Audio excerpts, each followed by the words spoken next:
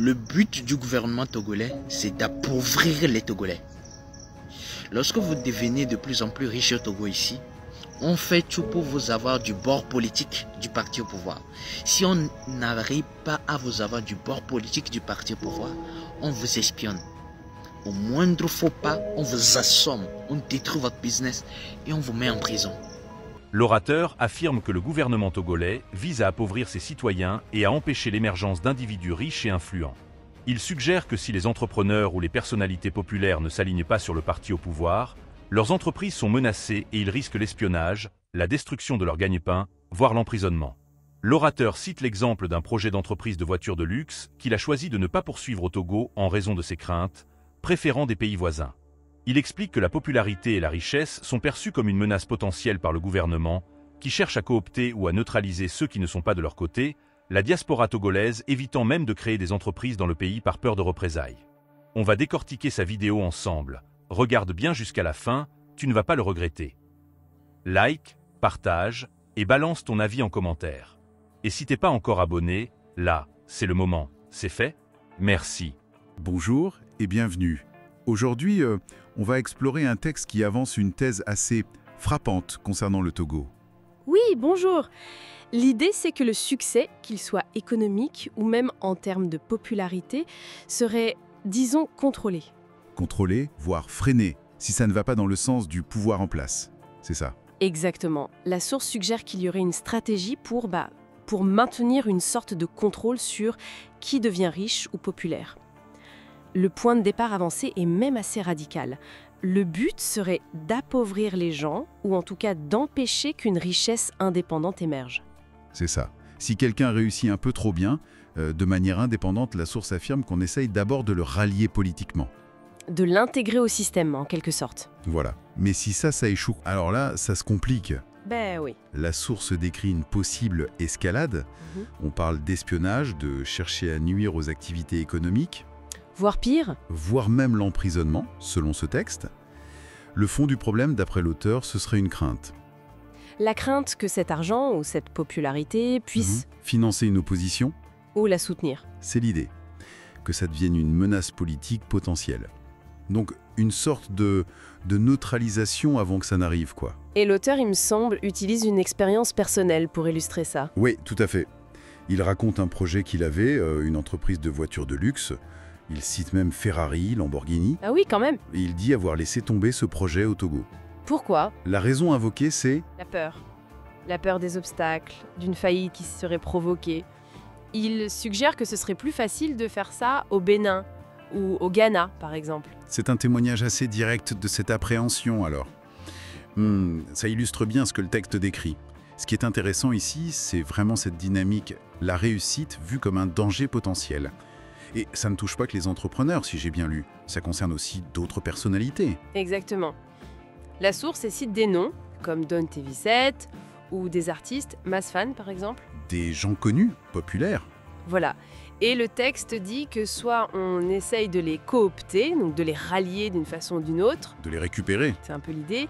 Soit, s'ils restent trop indépendants, ils subiraient des pressions pour limiter leur influence. D'accord. Et l'auteur critique aussi l'opposition, non?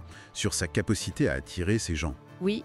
Il y a une critique en passant sur ce qu'il voit comme une incapacité de l'opposition à séduire ou à intégrer ces figures influentes. Cette idée de contrôle, elle irait même jusqu'à la diaspora togolaise? C'est ce que le document suggère, oui. Que des Togolais de l'étranger, même ceux qui ont bien réussi financièrement, hésiteraient à investir massivement au pays ou même à y revenir pour de bon. Par peur de quoi, au juste? Par peur de représailles ou de complications s'ils ne collaborent pas avec le parti au pouvoir. S'ils refusent ce que l'auteur appelle les magouilles. D'accord. C'est une description d'un climat de méfiance, on pourrait dire. Oui, et il faut bien préciser que tout ça, ce sont les affirmations et la perspective de la source qu'on analyse aujourd'hui. Bien sûr, on rapporte ce qui est dit dans le texte. Voilà. Le tableau qui est peint, c'est celui d'un système où, en gros, pour réussir tranquillement, il faudrait montrer patte blanche politiquement. Une sorte d'allégeance. Alors, si on essaie de synthétiser, qu'est-ce qu'on retient de cette analyse? La source nous dit que l'ambition individuelle au Togo, qu'elle soit économique ou en termes de notoriété, elle se heurterait à un plafond politique si elle n'est pas alignés, c'est ça? C'est exactement ça. La thèse centrale, c'est que prospérité et influence sont vues comme des enjeux de pouvoir. Donc, elles sont gérées, contrôlées. Pour éviter les contre-pouvoirs. Voilà. Pour rester tranquille et réussir, selon cette source, il faudrait une forme de loyauté au système. Que ce soit clair ou juste implicite. Et ça soulève une question pour finir, non?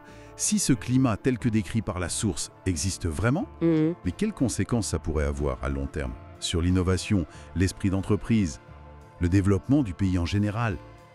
Bah oui, c'est une excellente question qui découle de ces affirmations. Une question qui reste ouverte, évidemment, basée sur ce que la source nous a livré aujourd'hui. Beaucoup de Togolais ont des projets à réaliser au Togo. Qu'ils soient dans la diaspora ou sur place, plein de Togolais veulent changer le Togo. Mais leur blocage, c'est toi et ton père de Syrie. Pour que cela puisse nous permettre de défendre ou de faire écho de leur voix, pour que cela puisse être porté plus haut. C'est vrai qu'on veut se positionner comme étant la voix des sans-voix. Mais comment être la voix des voix qui ne résonnent pas? Comment prétendre être la voix des voix qui ne parlent pas? Comment on peut prétendre nous afficher comme, oui, défenseurs des droits et de la justice, quand ceux qui subissent l'injustice n'arrivent pas à crier haut et fort, « Oh, nous vivons dans l'injustice ».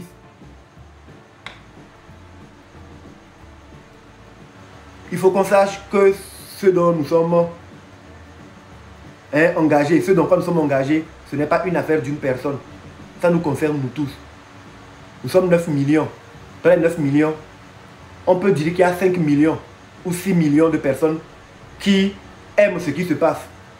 Mais s'il y a au moins 3 millions de personnes qui ne se retrouvent pas dedans, il faut que ces 3 millions aussi puissent le dire. Parce que quand on est premier responsable, on n'est pas premier responsable pour une ethnie ou pour une classe politique donnée. Pour ses partisans, non. Quand on occupe le rôle ou le poste de la première responsabilité du pays, on l'est pour tous les Togolais. Donc il est de notre devoir d'écouter toutes les voix. Même si minoritaires elles sont, nous devons pouvoir les écouter et travailler à satisfaire tout le monde. C'est ça le rôle d'un dirigeant. C'est ça la vérité. Donc pour ne pas apparaître comme étant des agitateurs, des semeurs de troubles, il faut que les voix dont nous voulons nous faire porte-parole puissent résonner. Et au jour d'aujourd'hui, à vrai dire, ces voix ne résonnent pas énormément. Ce n'est pas seulement dans les rues, lors des mobilisations, qu'on peut tester ces voix-là. Aujourd'hui, le digital est un vecteur qui peut nous permettre d'exprimer nos voix. Faire des vidéos pour dire nos réalités ne devrait pas être un problème pour nous si nous voulons réellement le changement. Et ça concerne tout le monde. Ça concerne tout le monde. Voilà.